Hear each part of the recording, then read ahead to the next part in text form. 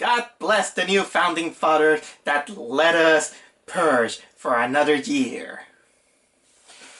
Yep, as you can tell, I just came out from watching the First Purge, which is the 5th movie of the Purge movies.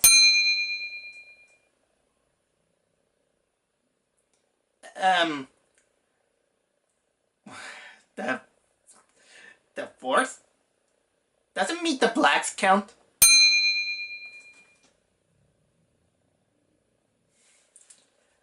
Okay, whatever. Yeah, it's technically the 4th of the 4th movie of the franchise. I kinda jokingly counted the Meet the Blacks as another one of those. Whatever. You know what? I'll count it as one of the Purge movies, even though it's technically a parody. But yep. What an interesting franchise, I gotta say. This couple of movies, they kind of became the staple to celebrate the United States 4th of July.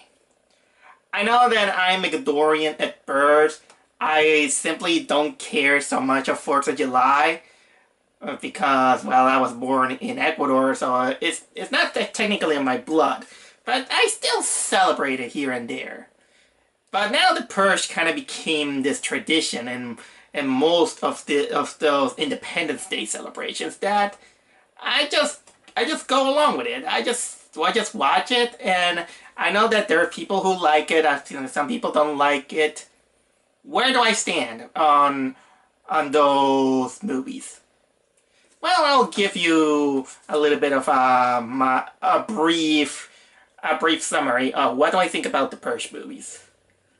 I was interested in the idea because it is an interesting concept. I mean, some whack out holiday in which they decide that for 12 hours a crime is gonna be legal, and so people get crazy. They go around the streets, they kill each other, they rob, they have sex, they have wild parties, and party whatever they want, while others they try to survive the night. And that's pretty much the gist of all these movies. But let's start out with the first one. The first one, while they had that interesting idea, they couldn't expand that universe. They decided to make it kind of like a home invasion movie starring Ethan Hawke. That's kind of disappointing because we wanted to know more about that setting, but instead we just stuck with a house with Ethan Hawke and his dumb family who has this stupid kid who kind of proves that kindness can be deadly, and it didn't work. The movie didn't work so much, but we did see that it had potential. But at least this movie has these shining moments in which we have this dude smiling in front of the doorbell, the door, like this. That guy was great. And also the ending has the mother of all nose breaks. The second movie did a better job, and they kind of realized that, hey, we have this concept. Instead of getting stuck in one house, let's go out in streets. That's where the action is happening. And that's what they did. And, well, technically it became a B movie with lots of violence, a lot of blood, some cheesy characters, some obnoxious characters, but that's just part of the fun with it. They did mix a little bit of some political social commentary on it that a little bit are on the nose, but trust me that even in the shittiest of all the movies or the most wackadoodle of all those movies, if you put a social commentary that you don't find it a little bit too pretentious, it's fine. It's fine. It's kind of like finding a social commentary in Cannibal Holocaust. So but at least the second movie came out more enjoyable. to sit through it, even if you wanted to watch it as kind of like a popcorn flick. But even though, despite I wasn't too fond of all the characters, because let's say I'll say that, well, the loving couple were bland. I think they were sisters. They were kind of whiny and annoying. The movie worked in its advantage, but there was one guy who carried this movie, and that is none other than Frank Grillo. This actor, Frank Grillo, he was awesome. He was technically the Punisher on this movie, and he had an arc that we kind of care. Even though we have to deal with some whiny girl saying that, please, you don't have to take revenge, it's bad. Well, why is bad? I hate commentaries when they just say that you don't have to do this because it's wrong or it's bad. I find this pretty much kind of like a very weak objection to when someone wants to have revenge or something like that. It's a heavy subject, but I'm not gonna get to that right away. But then we got the other Purge movie, the Purge election year, which seemingly enough it came in the same year that another Purge movie came, and that is this parody movie that is called Meet the Blacks. It's not a Purge movie. It doesn't belong to the franchise. I already said that. But you know what? Since it has the Purge, it parodies the Purge, and because I watch it, I will say that this is definitely the worst Purge movie there is. Because the comedy was weird. But the weirdest thing about the Meet the Blacks is how very accurate was to the Purge movies. It kind of felt like it was in the same universe. That's the weird thing. Meet the Blacks somehow being a bad movie, it was in the same universe of the real Purge movies. This is why it was hard for me to count it off. But anyway, that movie sucked, and then we got to election year, in which I thought it was okay. Not as good as the second one, but it had less obnoxious characters than I could think of. Probably the most obnoxious character in that movie is this girl dressed up in a tutu and just screaming, "I want my candy!" And technically, I thought that this movie was gonna end it all. I've seen critics hating it. Some people thought it was okay. I am in the middle ground. I thought it was enjoyable for some popcorn flick, and a way to, well, for lack of a better word, purge. But then this year, we finally gonna get something that we always wanted to know. How the frick that Purge came out? Why someone decided to make this brilliant idea? So we got the first movie, which is the prequel. And since tomorrow is Independence Day, 4th of July, what a perfect opportunity to watch it. And here are my thoughts. And my thought is that I was technically surprised. I thought that the movie gonna suck. Most prequels kinda do that because there is this lame excuse of many nitpickers saying that prequels doesn't work because we already know what's gonna happen and all that stuff. I won't say that it's a bad thing. It's mostly is what prequels do. I'll say that the benefit of prequels is that it gives us details of some other stuff that we haven't explored. But anyway, for a prequel, this movie does some better stuff compared to the other movies. is certainly much better than the first movie. It's a little bit less bad than the second movie, and a little bit better than the third one. And mostly better than Meet the Blacks. Oh, I can't get over the Meet the Blacks. I'm sorry.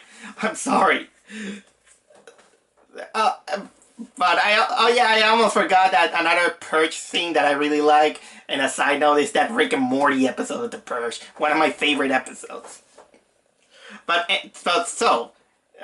So it's time for me to debunk why this movie kind of works. So the premise of the Purge, at least in this case, the first Purge, is that the government decided to make this experiment in Staten Island. Because apparently they say that the reason why there's a lot of poverty, crime, and all this stuff is that psychologically people have this anger issue, and they just want to let it all out. They just want to do whatever they want. They want to be free. They want to feel the anarchy in themselves, even if it means killing others.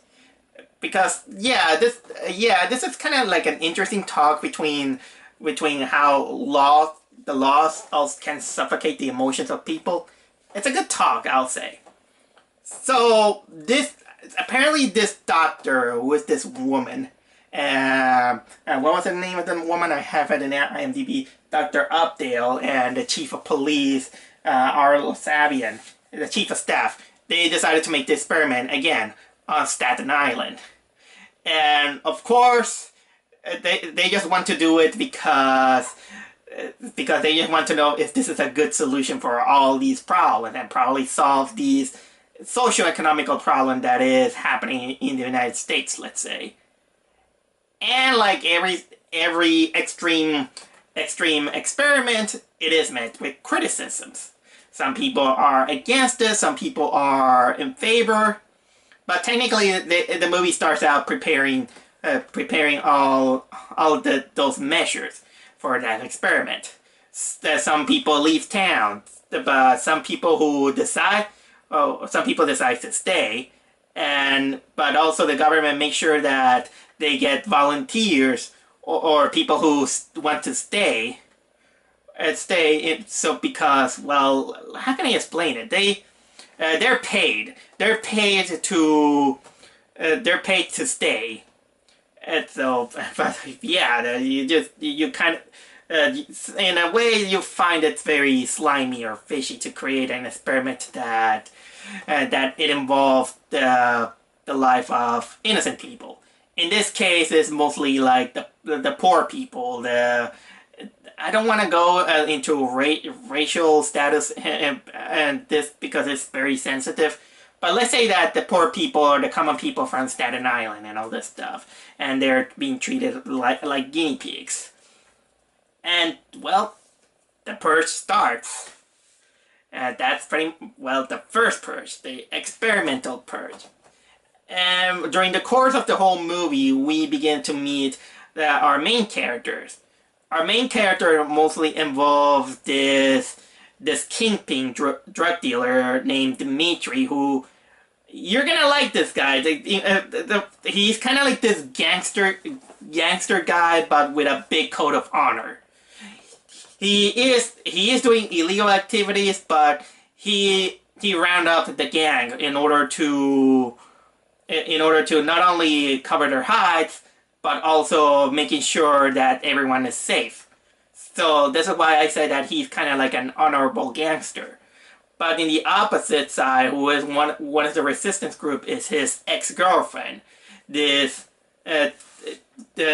woman who on the first minutes that you meet her, she is protesting against the purge, and she volunteers to stay so she can take care of the people who couldn't move, and she shelters them in a church and all this stuff.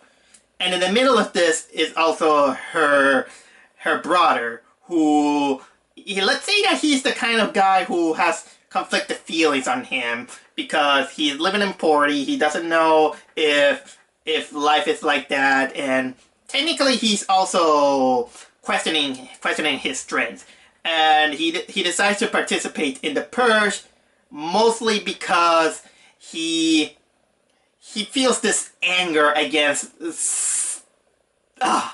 some dude who is this. Oh, I gotta have to talk about this guy. It's this guy who is this big, giant black, crazy psychopath man who he kind of. I will say that he's the guy who kind of enjoys the purge to the point that he just adores it. I mean, the first thing that you see at the start of the movie is this guy talking to another guy. And he's like, I have this hatred. I want to let it out. I want to purge. I want to purge. Ah, this guy is amazing. And when he is really one of the few glorious moments of this movie, because the actor slash the character, he gives it all at being one of the most psychopathic characters there is, and he enjoys it. And how can I describe this guy physically? Physically, he looks like Charges from 300 if he is on Sugar Rush and is committing crimes, and you put him on a gangster suit. That's the best way I can describe this guy. Jeez. Jeez. And technically, he kind of became the reason why this brother wants to volunteer to become one of those purge motivator, let's say. Because, well, apparently the government, if you volunteer to commit crimes in that purge experiment, not only you get paid, but you also become part of the program to, how can I say, monitor everything, because everything from that experiment is being broadcast on TV, and they're gonna, and so the main guys who are in charge of it, they get results, they get the statistics and everything. Okay, I'm gonna try to go a little bit briefly and trying to not spoil too much of the movie, but the thing is that at first the movie kind of starts out kind of slow, and it's understandable because the purge doesn't start out violent like the other movies. You know that once the purge started in the other movie, everyone goes in a killing spree. But no, in this one, they took things slowly because people were not aware about how to approach this. Well, except the crazy guy. Oh, I remember now. The crazy guy has. They call him Skeletor. Skeletor, more like Afro's Freddy Krueger, I'll call him. They call him Skeletor because I think he has these I don't know if they're beads or a decoration on his head that kind of looks like part of his skull is on his head, and kind of noticeable. So they call him Skeletor like that, and I meant when I call him Afro Freddy Krueger because he built himself this weapon. There were some. I think he wear two gloves. One glove is filled with is weaponized with knives, and the other one is with syringes. And at the first, his skills were mostly stabbing people like he's freaking Wolverine. But either way, even though he was the one doing all the killings, the purge was slow. Not many people were killing each other. The least they did were mostly doing sexy party, kinky parties, going to the street, vandalism, and so on. And apparently this is what most of the founding fathers didn't want to, because they were looking for results. They were looking for killing each other. Even though the doctor is like, Well, what do you expect? This is an interesting experiment because apparently some people have some religious dogma that prevents them to go all over the top and do all those killings, except for a few minority, of course. But then, when when things get crazy, it gets crazy. This is when, at first, slowly, some people began to take advantage of the purge, like the rivalry between gangsters. There is some people decide to take the opportunity to have vendetta between each others. Some others they just play it as pranks, but deadly pranks. And yeah, let's not forget that we have this crazy dude going around. But later it becomes a conspiracy when some dirty founding fathers, they decide to take opportunity to well, I'm not gonna go into detail in some social commentary, but the chief decides to take opportunity to take advantage of the purge to, in this case, get rid of what they think that are the reasons of the poverty and all this stuff. You know, the rich people being the evil and the poor are the good guys. Typical social commentary when you find it in this kind of movies. And yeah, the doctor is like, oh my god, what have I done? I gotta talk about that doctor. It's funny that on a movie that is filled with very, very good actors, most of the, no offense, just in case, most of the white people are bad actors. That's I kind of noticed. These are the most hammiest of them all, but probably the worst actor is the doctor. What is her name? Marisa Tomei, I think. Dr. Abdel. I think she's the worst actress of the whole movie because I think it has this pompous know-it-all personality on her character, and every time she talks, she doesn't feel like she has some kind of emotion.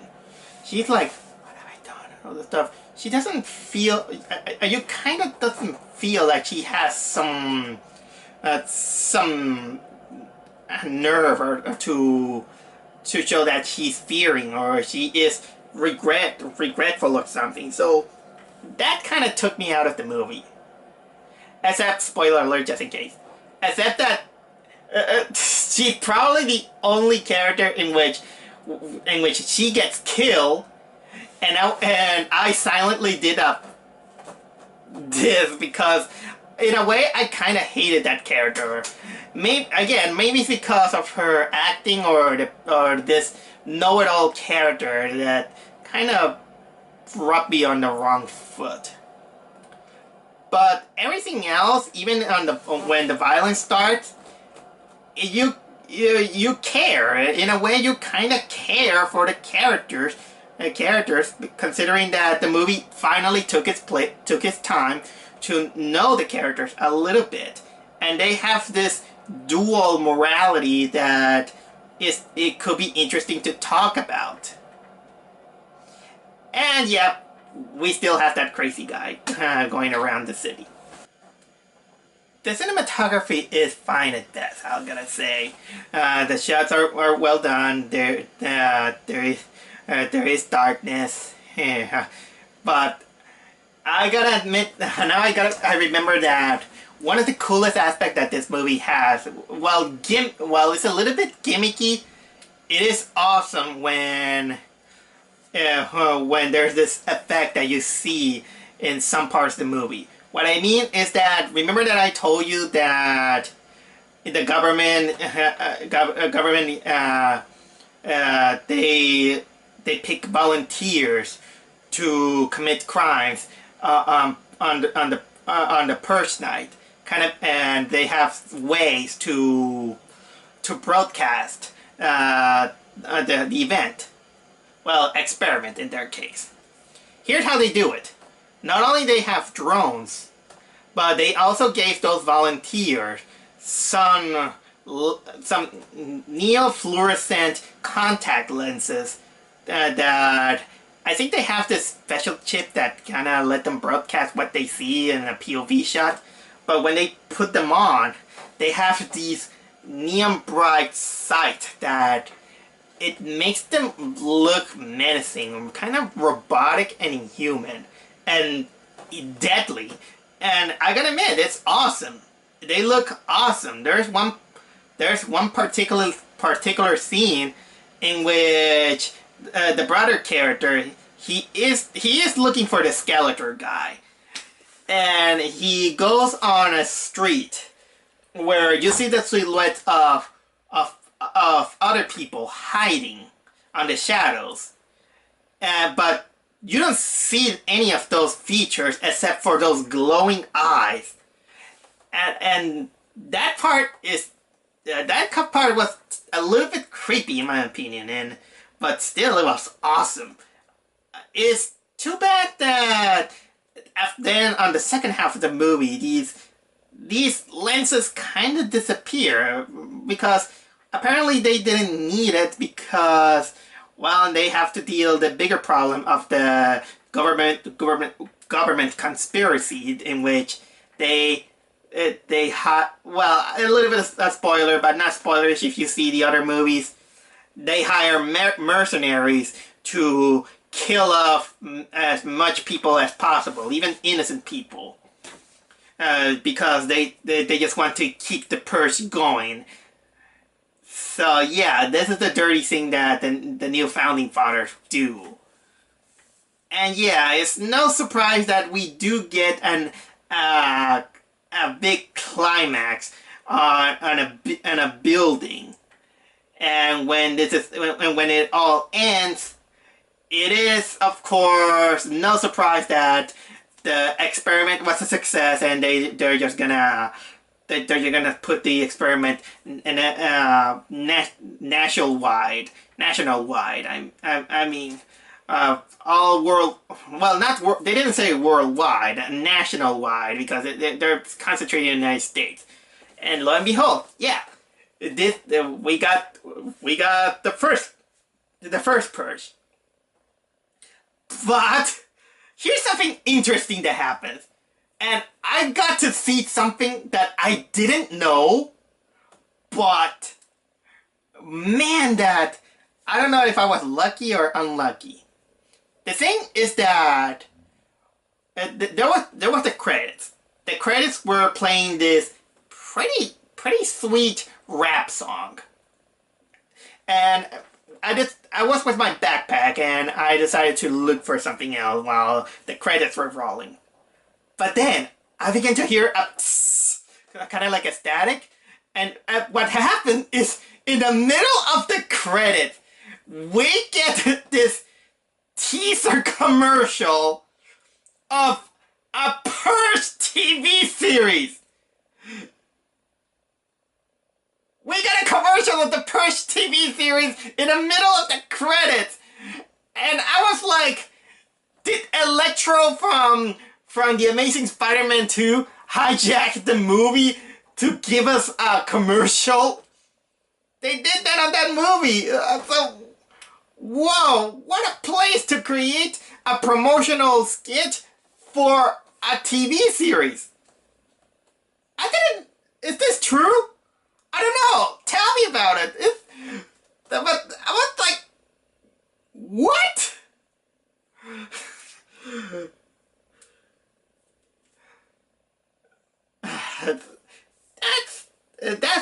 That's all I have to say. I do recommend this movie if you're in for some popcorn entertainment. It's not perfect, I gotta say, but it is interesting how much of a better this movie, this franchise gets in cinematographically wise and storytelling wise. It's funny how it came from a secluded home invasion excuse to a world building and something like that. And I'm not that kind of guy who hates these kind of movies. I'm not very favorable on violence, I gotta say. I mean, coming from me, that I do admit that I have a little bit of anger issues. I have my anger sometimes. I am impatient sometimes. But you know what? What makes a better person is when you manage to control it. Sometimes it's okay to let it go. Granted, for the purge is that bottling anger is not healthy. But at what? But if you're gonna let that unbottled anger roam like that, I think it causes a bigger damage than what it is. So, in a way, I'm kind of glad that from a movie that didn't explain too much about that world, little by little they begin to put the pieces together and answering some of the questions that many movie aficionados who are fine with those movies, they get their answers, their questions answered. And in this case, we get a maybe a little bit lazy, but at least an explanation of how a crazy idea like that came out. So that's it. That's all I have to say about the First Purge. Check it out if you want to. I'm not gonna stop you. If you don't like it, fine. It's not an award-winning thing. But I'll say this. It's still better than Meet the Blacks. I went there again. You know what? I remember this movie. I'm gonna go purge.